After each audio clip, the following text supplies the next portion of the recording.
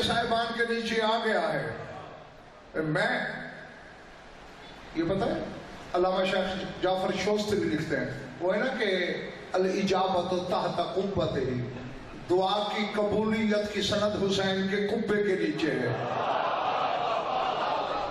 قبہ تو چند سو سال پہلے بنا ہے، پھر اس سے پہلے تو جو شیعہ بیچارے گئے ہیں وہ تو دعاؤں کی قبولیت سے محروم گئے. نہیں، اس سے مراد حسین کا قبہ ولایت ہے کہ جو حسین کی ولایت کے قبے کے نیچے آئے اس کی دعا رد ہو ہی نہیں سکتی.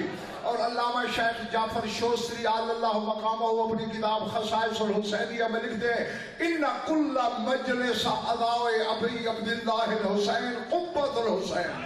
وہ کہتے ہیں حسین کی ہر مجلس حسین کا قبہ ہے.